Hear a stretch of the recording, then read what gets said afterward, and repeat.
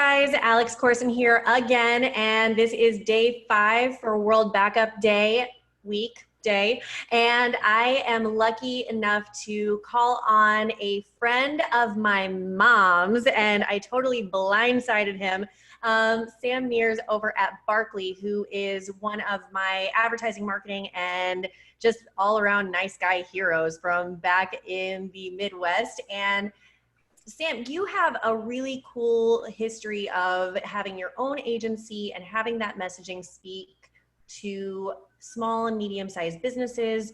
And I wanted to have a minute to just focus on some managed service providers that are working from home, dealing with their entire customer base working from home.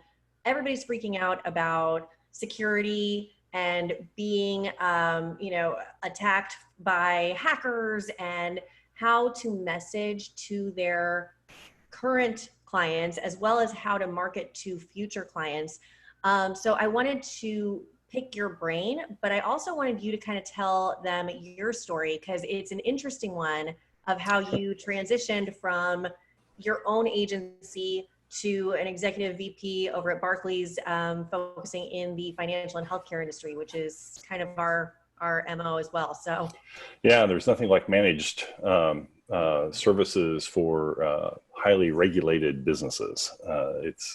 It's a challenge we deal with every day, even though we're not in the managed services provider business. So thanks, Alex. It's a pleasure to be on the channel with you, and it's always good to see you. Say hi to your mom for me.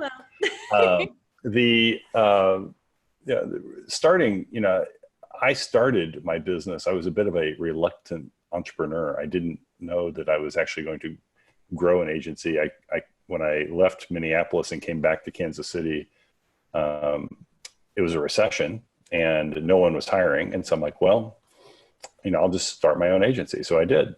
And 25 years later, it had grown to 40 some people, and we had narrowed our niche to insurance and financial services.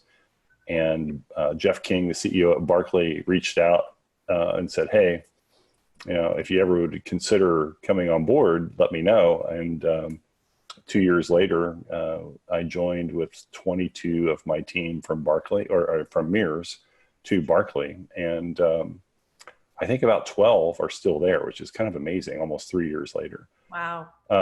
So no, it has worked out really, really well. And we can talk about a number of things about, focus and narrowing your focus and the importance of that, and content generation, and what Barkley is doing right now to keep in touch with our clients and to minimize the revenue losses that we could see, from our business too. We have a lot of retail, fast food, CPG, as well as healthcare and financial services clients. And so you can imagine some of those organizations are taking a bit of a hit right now.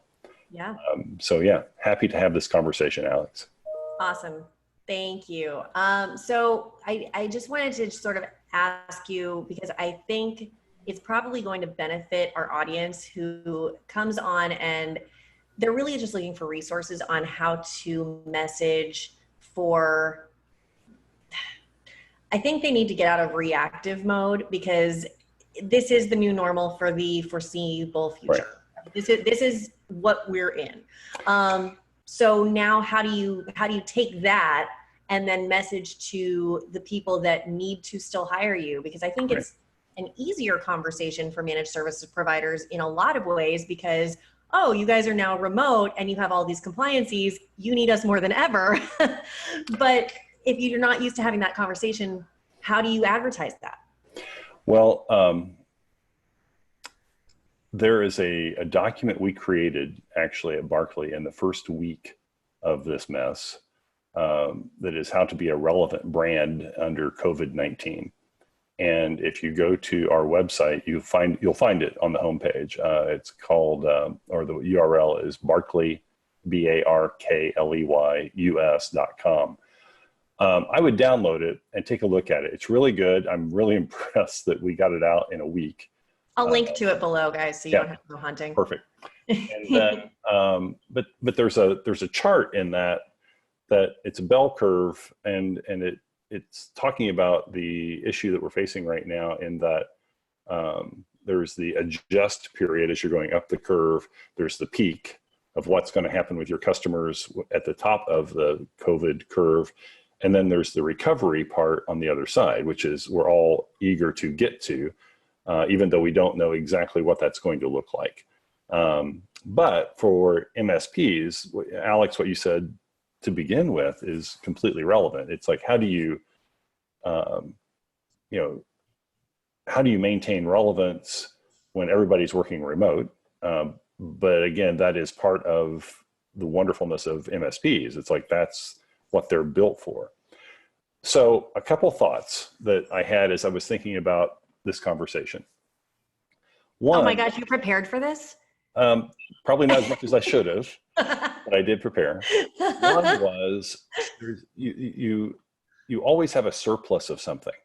It can be time, it can be thought leadership, it can be something. Take whatever your surplus is and amplify it right now with your customers. So a lot of companies have said, oh my God, we have, like there's a distillery here in Kansas City that because they have alcohol and lanolin, they're creating hand sanitizer and giving it away to hospitals. Okay. We have, gosh, what's the client? This is so funny. Not Victoria. Is that Boulevard, by the way? No, not Boulevard. It was Rieger. Oh. The Rieger okay. Distillery here is actually making hand sanitizer.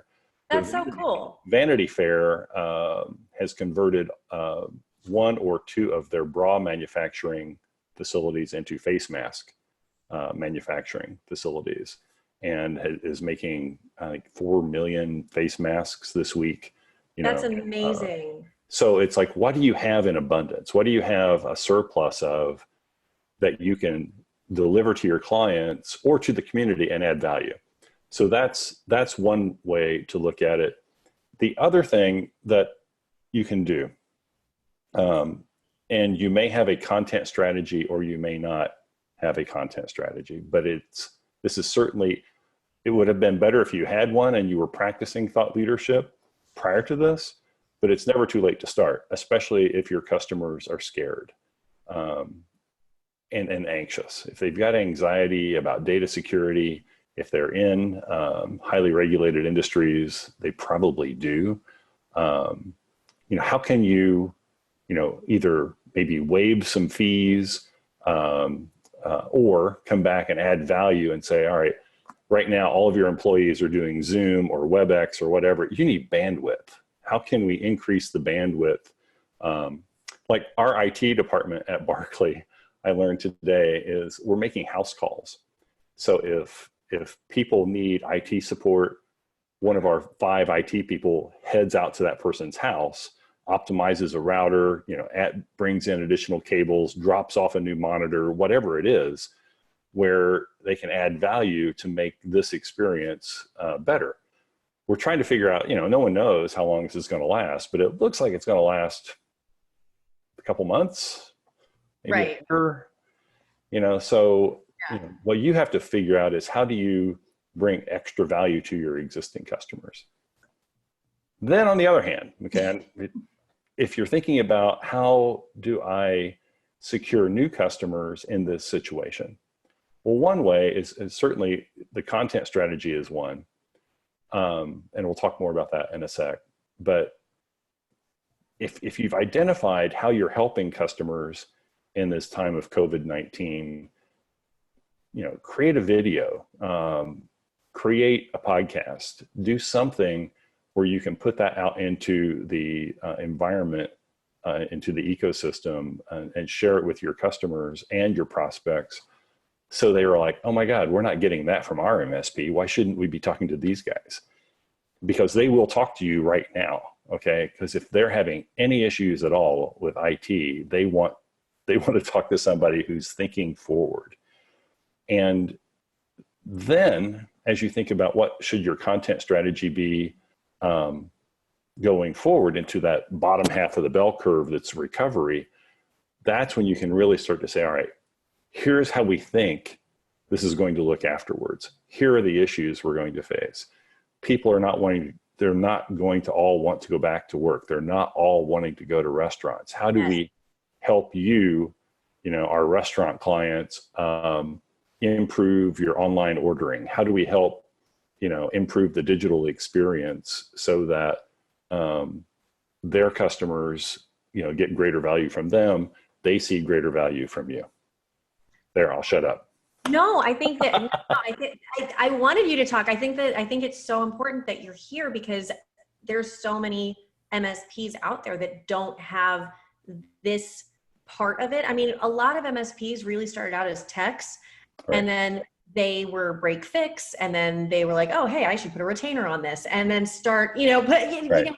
We've all been entrepreneurs at the beginning, and I think probably the majority of us were reluctant entrepreneurs, that just sort of found ourselves in these positions where it's easier to get clients than a job right now, so let's go ahead, right, and do it.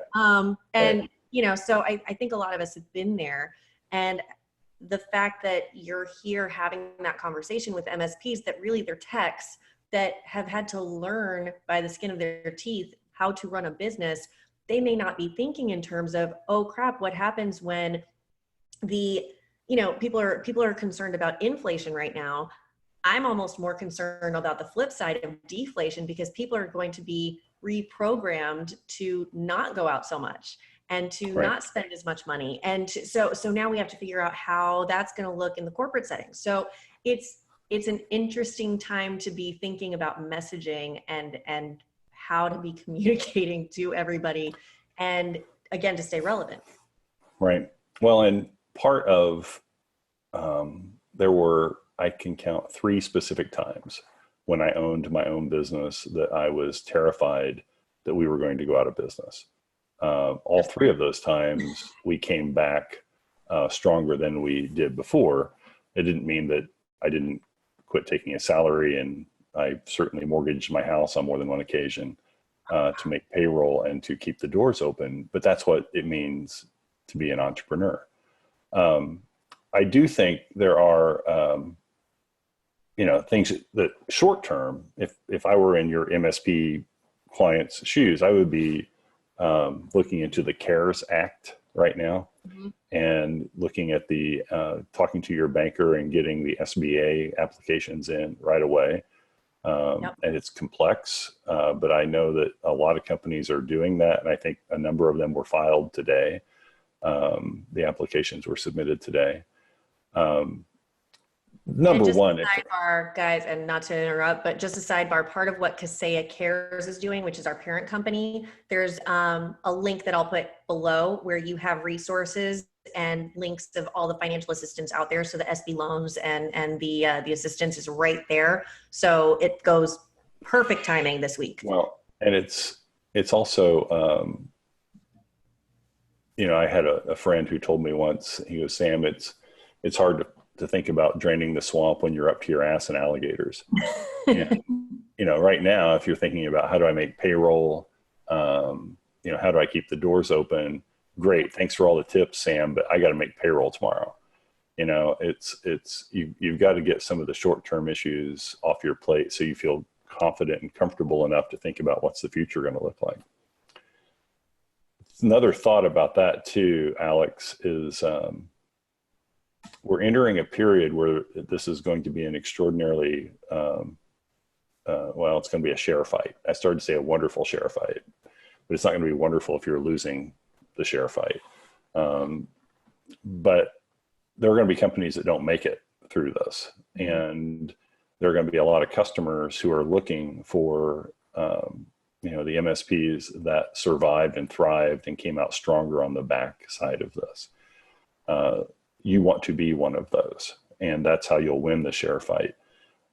Those opportunities are going to present themselves. You want to be sure you're ready for that. Yeah, 100%.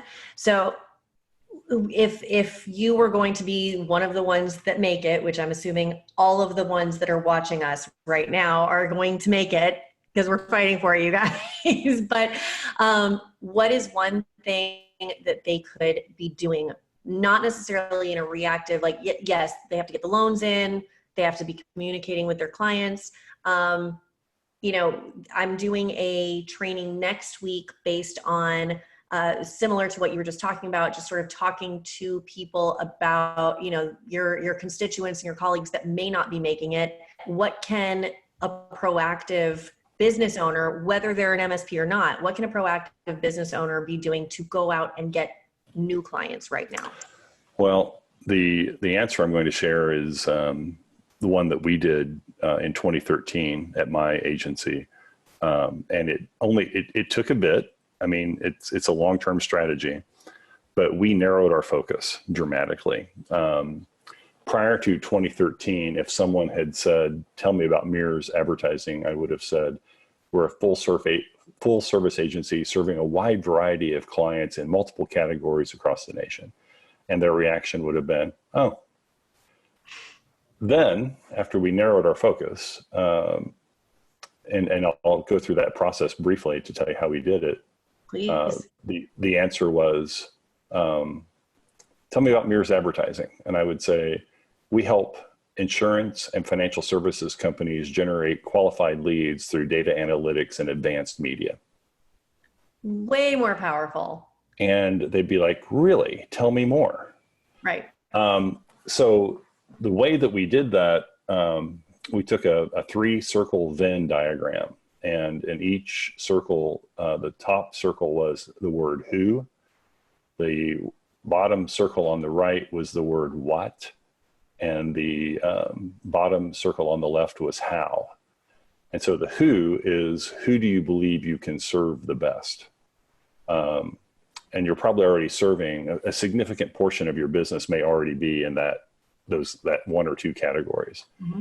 The second question is what? And certainly an MSP can do a whole host of things, literally host. But what do you do best? That would be differentiating, or at least important. And then the third question is, how do you do it? Which is the process, which is the 28 steps that you follow to bring a client online or to help someone find success, with their IT solution.